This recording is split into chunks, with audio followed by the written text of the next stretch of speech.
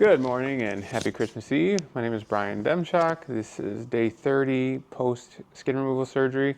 I went from 322 pounds to 180 in about 10 months. And then I had the surgery the day before Thanksgiving. So we're on to our next holiday, and I thought I'd do a 1-month Q&A update with my beautiful daughter Becca, who refuses to be on camera. Becca, take it away. Early on, you had that one heart drop moment where you sneezed and felt something pop in your stomach. What went through your head and what did it actually turn out to be? Yeah, so I sneezed and thought I was going to die coming up the stairs because it came on completely unexpected, and I felt a pop in my lower abdomen, and I thought for sure I broke something. I called the doctor, or I texted them, sorry, and they said that you most likely, broke a suture, which was no big deal. The ab muscles right above my groin hurt for the next 2 or 3 days, but then it was completely fine after that. So if you do feel a sneeze coming on, try to stop it. And if you can't, brace yourself quite a bit. That's what I got to say about sneezing. Your chest bruising was pretty intense and eventually you had the incision reopened for a drain. Looking back, was that as scary as it sounds or did it actually help you feel better?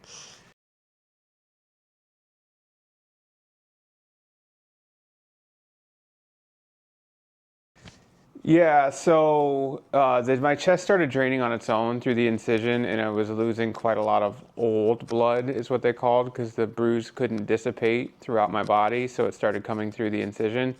I will say that after going and having the drain put in, my chest looked almost immediately better, and it was a great thing to do. I just had the drain removed yesterday, so definitely worth talking to your doctor about and getting it done if you need it to. So, yeah. When we found out that it was staph infection, the doctor didn't give you antibiotics right away. Can you explain why we had to wait for those sensitivity results and how you knew the drainage was changing color? Yeah, so when I had the drain put in, because I ran a fever a couple times, they did a swab for culture and had that ran. And then last Friday, I found out that it was a staph infection. And then they had to further let the culture grow to see what antibiotics would be best used against it. And then they called me this past Monday, and said I had a moderate staph infection and that I was going to be put on doxycycline for a week, 2 pills a day, 100 milligrams to remove the staph infection. I haven't had any other symptoms outside of a little yellowish discharge from the site and into the drain, but after that it was good. You had a fly fairly soon after your surgery. What happened to your legs during that trip and how did we figure out it wasn't a blood clot? Yeah, so a week and a half after the surgery, we flew down to Texas to see my niece's graduation. And when I got back, my thighs specifically were incredibly swollen. I mean, like, it was shockingly swollen.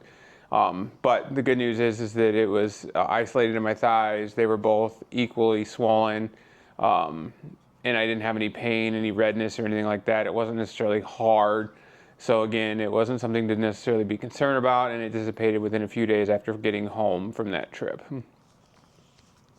A lot of people are terrified of how the belly button looks during recovery. How did yours change over the first month and what should people expect in the terms of the mess? Yeah, my belly button looked pretty gross. It still doesn't look the best. It's very red around the incision area, but it's definitely healing, which is good. The open area, if you look on some of my older posts, is slowly closing.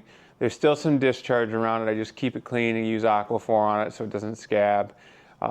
But it is looking better, slowly but surely. It's just taking a very long time to heal. I don't feel anything in the belly button area, so if I'm cleaning it with like a Q-tip or whatever, I can't feel anything on the belly button itself. I'll be curious if I get sensation back in there. We had a bit of a learning curve with your compression garment.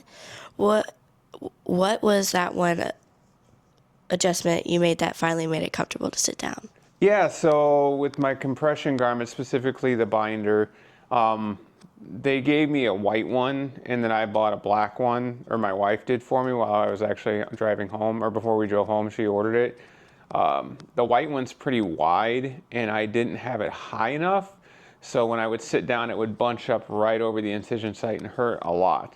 The problem was is if I rose it up higher and I sat down, it would push into my chest incision. So it was kind of a lose-lose situation. It was fine if I was laying down. So the black one I have isn't quite as wide, and that one I don't have the issue with. So I tend to wear that one during the day and the white one at night.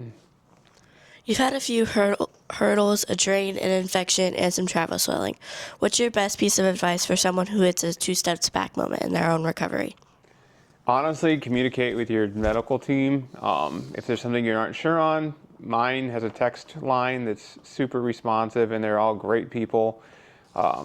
Unfortunately, I tend to Google things a lot, which is both good and bad, but quite honestly, I would say just communicate with your team, ask the questions, and they're happy to answer. That's what they do. That's what they do, and that's what you pay them for. What was the most surprising thing you had to buy for recovery that wasn't on the list? Pants that would fit better. The one thing I didn't research enough was the swelling after recovery.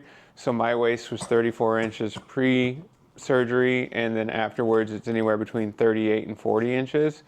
So a lot of my pants I can't button or they don't fit. So I ordered a couple pair of Amazon Basics or Amazon Essentials sweatpants so I could wear them comfortably. Just not something I personally did enough research on. On a scale of 1 to 10, how bad was the pain compared to what you expected? So the first 3 days, I would say it was probably like a 7 out of 10 compared to what I was expecting. I was expecting to be in pretty excruciating pain. But after like the third day, I didn't really have a lot of pain. When I sneezed, of course, I already talked about that, but I was back on the treadmill after 4 or 5 days. Not saying anyone should do that. It probably wasn't the smartest thing I've ever done. But for me personally, my pain was at like a 2 or 3 after the first 3 days. What's the one food or drink you crave the most while on antibiotics? I don't think I had any specific cravings.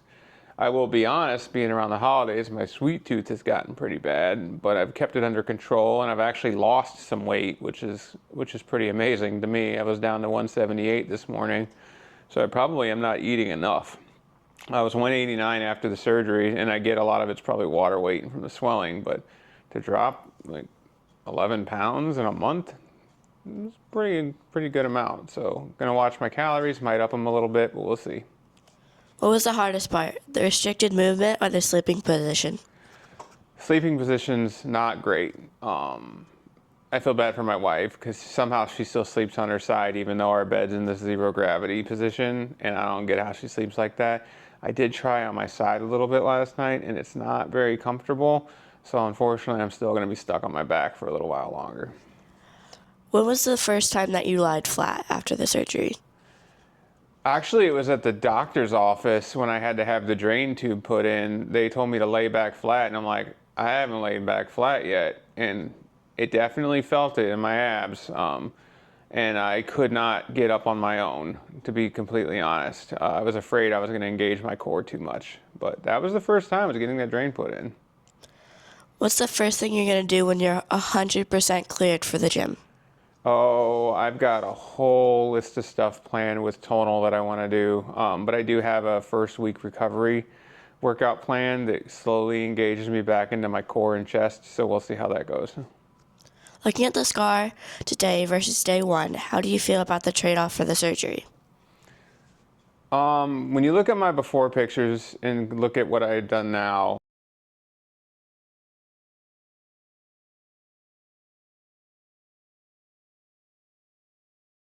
even with the swelling, it still looks like 80 to 90% better. Like I've mentioned before, I'm a little disappointed in where my nipples ended up, but I do think if I can develop my chest more, it won't be as bad as what people seem to think. That's it.